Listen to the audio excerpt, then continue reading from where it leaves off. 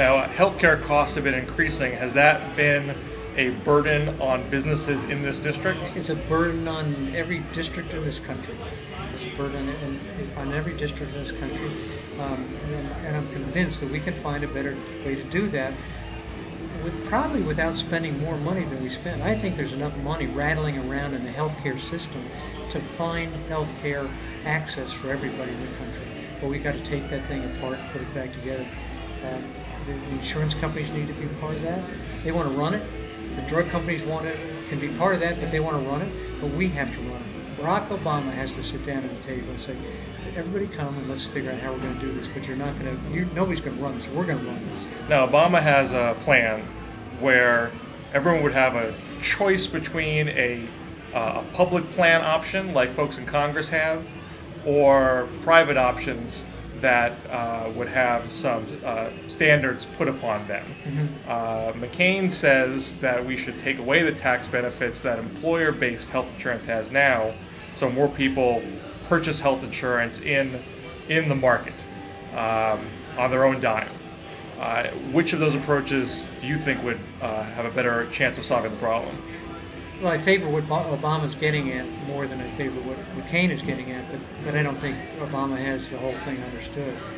I think, and it doesn't make any difference whether it's me as a single person proprietor, I'm a commercial real estate broker who works for himself, by himself, or whether the chairman of one of the biggest companies in the world, the biggest American companies in the world.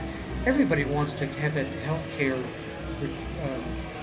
employer healthcare access thing, the monkey off their back. We need to take that out of business. You know, we've run healthcare for years and years and years, presumed that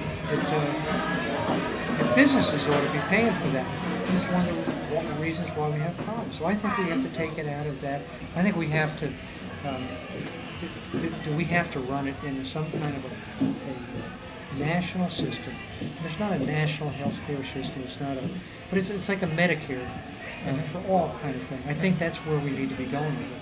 You know, there was a wonderful TV show on Frontline called Sick Around the World, I believe it was, and it profiled healthcare access in Taiwan, Japan, UK, Germany, and Switzerland. And every one of those countries does it better than us, cheaper than us. Nobody's going bankrupt paying for their care. Nobody's being told they can't have a surgery, can't have a prescription. In every single case, the administrative cost of providing medical care is substantially less than what it is in this country. You know, in all those countries, the administrative cost of care runs something like 5 to 7 or 8%. We're running 23% in this country. And that's because of the bulky system that we have. It's because of the insurance companies. It's because of the length of time it takes for providers to get paid.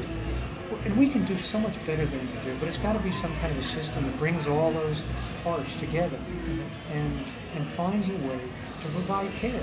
And it may be that the presidents of the insurance companies don't get to have 100-foot yachts anymore. But that's okay. They can have a small boat, not a big one.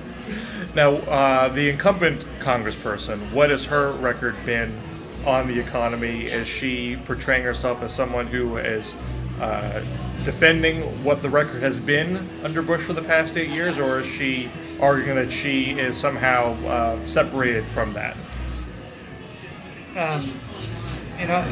She hasn't said that I think she would like to prove that, or she'd like to say that she's not part of that, but she's voted with the Bush administration 93.8 or 9% of the time.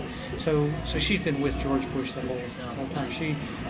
I don't know that she pays attention to what is happening in the district or what is happening in the country. She has a company that she helped bring to Gaston County, which is part of this district. She helped fund this company with $15 million of our money, that's yours and my money. The company was supposed to bring 400 jobs to the district, and it brought 13. And I think almost all 13 of those people that work in that company are campaign contributors for her. I don't think she understands that when she votes for NAFTA, she votes for NAFTA, which aren't necessarily bad bills, but But when she understands, she doesn't understand that those jobs go away, there's nothing to replace them. And those are critical. Jobs are absolutely important for everybody. They have to have a way to earn their keep. So, All right. Thank you very much. thank you, Brad.